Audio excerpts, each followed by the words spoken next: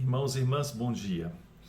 8 de setembro, dia em que a igreja celebra o nascimento de Nossa Senhora, uma festa tão bonita para uma pessoa tão especial para nós católicos.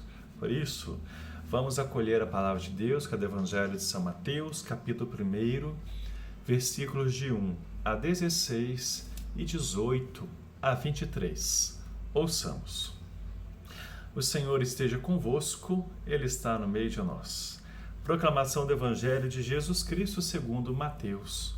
Glória a vós, Senhor.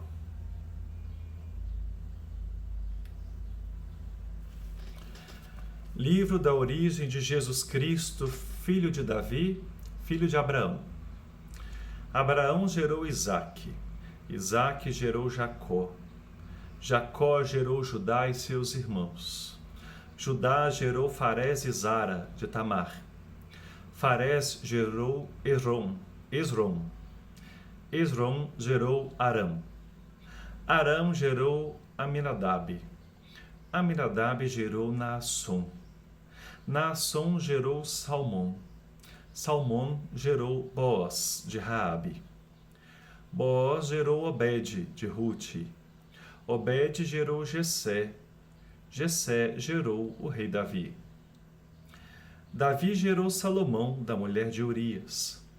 Salomão gerou Roboão. Roboão gerou Abias. Abias gerou Asa. Asa gerou Josafá. Josafá gerou Jorão. Jorão gerou Osias. Osias gerou Jotão. Jotão gerou Acás. Acás gerou Ezequias. Ezequias gerou Manassés. Manassés gerou Amon. Amon gerou Josias. Josias gerou Jeconias e seus irmãos, no tempo do exílio na Babilônia. Depois do exílio na Babilônia, Jeconias gerou Salatiel. Salatiel gerou Zorobabel. Zorobabel gerou Abiúde. Abiúde gerou Eliaquim. Eliaquim gerou Azor. Azor gerou Sadoc. Sadoc gerou Aquim. Aquim gerou Eliúde. Eliúde gerou Eleazar. Eleazar gerou Matã. Matã gerou Jacó. Jacó gerou José, o esposo de Maria, da qual nasceu Jesus, que é chamado o Cristo.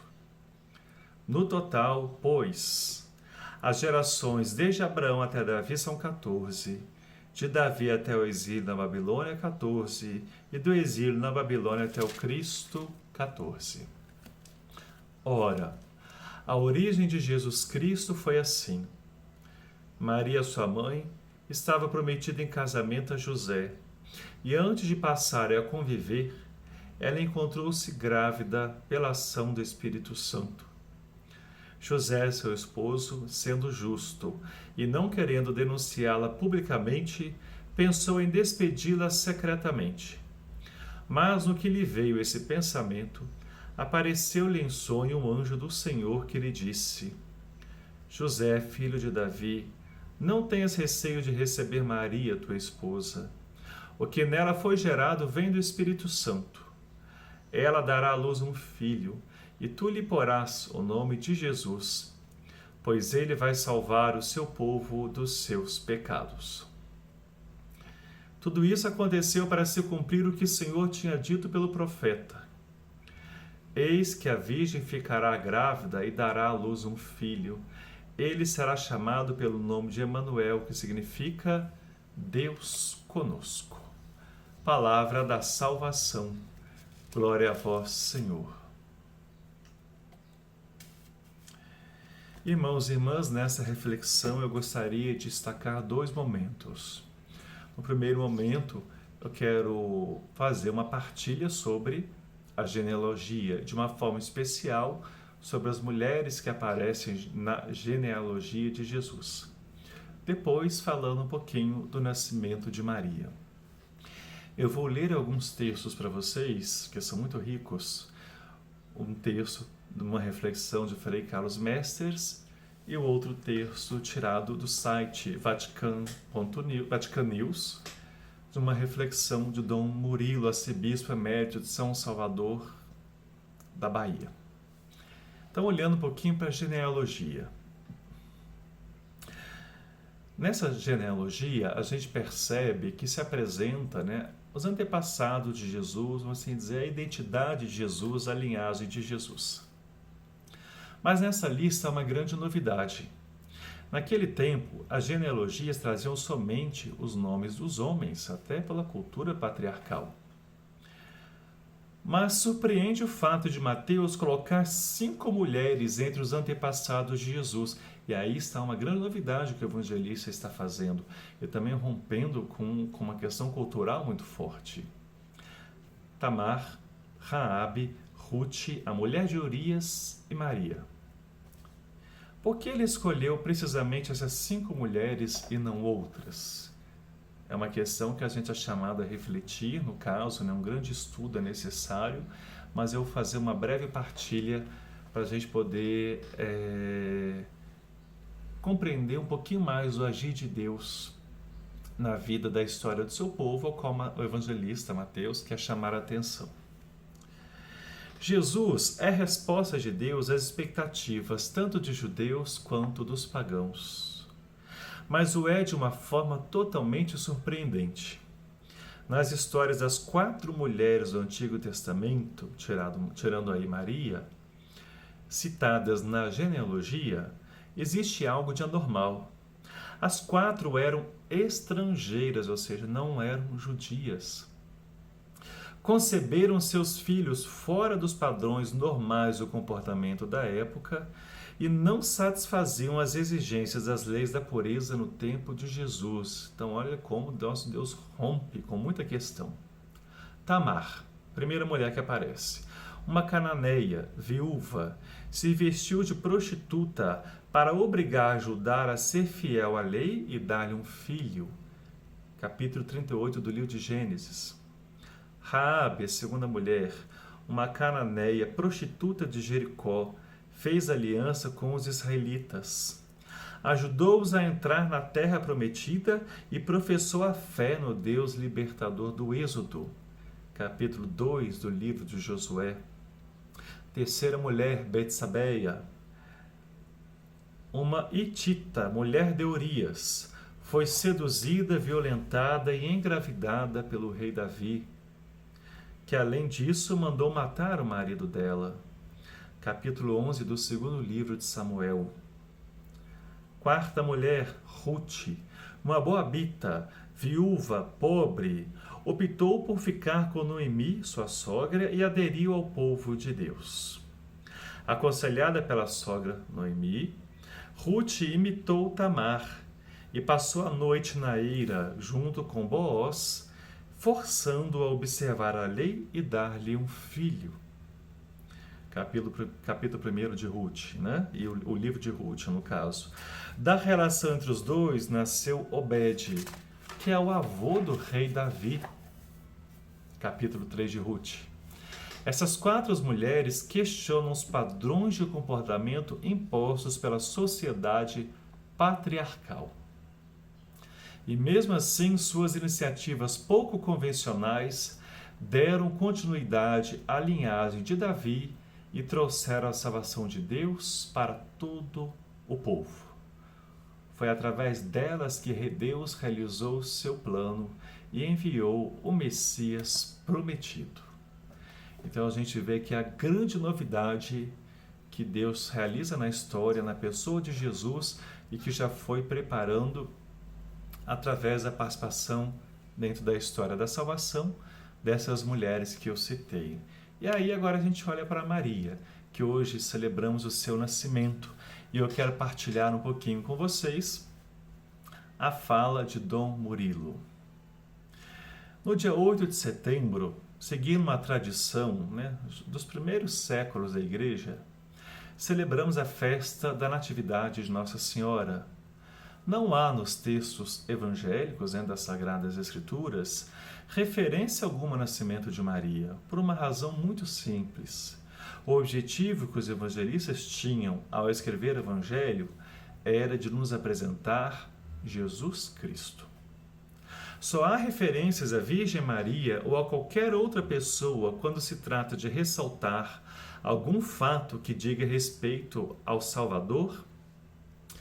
Só há referências à Virgem Maria ou a qualquer outra pessoa quando se trata de ressaltar algum fato que diga respeito a Jesus, que é o Salvador.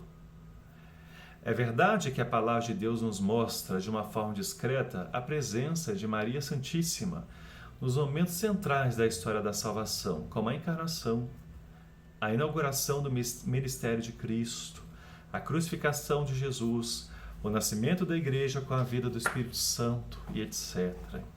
Mas os evangelhos não dão informações a respeito da família de Maria, da sua infância, da sua formação, de seu temperamento, de seu aspecto físico, etc. Quando se fala de Maria, é sempre ligada a Jesus na sua missão, nos textos evangélicos. Encontramos dados sobre o nascimento de Maria e vocês podem perguntar, então, onde temos algumas informações sobre Maria, sobre a vida de Maria? Nos chamados evangelhos apócrifos, ou seja, que não são textos inspirados, mas escritos para recolher tradições orais que circulavam entre o povo, tradições que eram partilhadas, passadas de boca em boca entre as pessoas, entre as gerações. Ao lado de poucos fatos históricos verdadeiros que existem nesses evangelhos apócrifos, tais textos trazem muitas histórias fantasiosas e edificantes para comover os fiéis. Para dar maior autoridade a tais textos escritos a partir do segundo século da era cristã, eles eram divulgados como sendo de autoria de algum apóstolo. Segundo os evangelhos apócrifos, Nossa Senhora teria nascido na cidade de Nazaré, na Galileia, e seus pais se chamavam Joaquim e Ana. A Igreja Católica não costuma celebrar o nascimento dos santos, mas sim o da sua morte, ou seja, quando eles entram para a glória eterna. Então, o nascimento para a vida eterna que a Igreja celebra. Há, entretanto, 3 celebrações de nascimento. De Nosso Senhor Jesus Cristo, celebramos o Natal, de São João Batista e da Virgem Maria. A Natividade de Nossa Senhora é celebrada 9 meses depois da celebração da solenidade da Imaculada Conceição. É toda a Igreja que faz o convite. Vinde todas as nações, vinde homens de todas as raças, línguas e idades, de todas as condições. Com alegria, celebremos a Natividade da Alegria. Que a criação inteira se alegre, festeje e cante a natividade de uma santa mulher, porque ela gerou para o mundo um tesouro imperecível de bondade. E porque por ela o Criador mudou toda a natureza humana em um estado melhor. Texto tirado, citado, escrito por São João Damasceno no século VIII.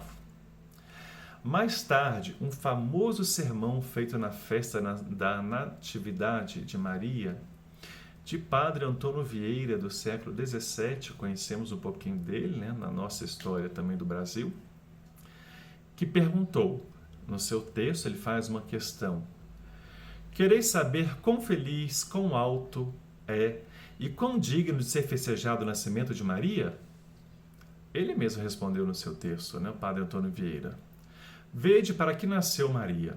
Nasceu para que dela nascesse Deus.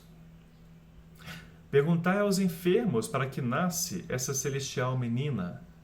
Divusão que nasce para a Senhora da Saúde. Perguntai aos pobres, dirão que nasce para a Senhora dos Remédios. Perguntai aos desamparados, dirão que nasce para a Senhora do Amparo. Perguntai aos desconsolados, dirão que nasce para a Senhora da Consolação. Perguntai aos tristes, dirão que nasce para a Senhora dos Prazeres. Perguntai aos desesperados, dirão que nasce para a Senhora da Esperança. Os cegos dirão que nasce para a Senhora da Luz. Os discordes para a Senhora da Paz. Os desencaminhados para a Senhora da Guia. os cativos para a Senhora do Livramento, os cercados para a Senhora da Vitória.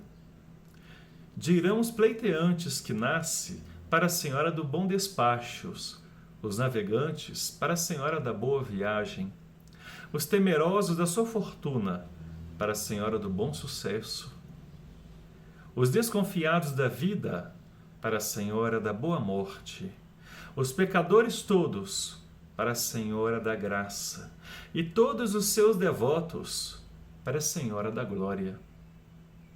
E se todas essas vozes se unirem a uma só voz, dirão que nasce para ser Maria e Mãe de Jesus. A Virgem Maria foi escolhida por Deus antes de todos os séculos para ser a mãe do Messias, a mãe do Filho de Deus, a mãe do Salvador, a estrela que precede o sol. Com o seu nascimento, a vinda do Emanuel, do Deus conosco, começava a se concretizar.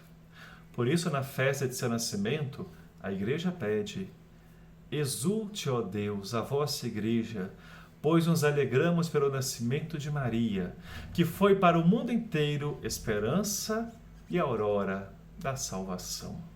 A oração que está no missal na festa de hoje para a oração após a comunhão. Veja que grande graça celebrarmos o dia de hoje e que nas palavras de uma forma especial de Padre Antônio Vieira, que eu li aqui, partilhei tão belas essas palavras, e que o Dom Murilo, que escreveu esse artigo, não se acorda, que nos alegremos com o nascimento de Maria, com a missão tão nobre que Deus lhes deu. Ave Maria, cheia de graça, o Senhor é convosco. Bendita sois vós entre as mulheres, bendito é o fruto do vosso ventre, Jesus. Santa Maria, Mãe de Deus, rogai por nós, pecadores, agora e na hora de nossa morte. Amém. Glória ao Pai, ao Filho e ao Espírito Santo, como era no princípio, agora e sempre. Amém. O Senhor esteja convosco, Ele está no meio de nós.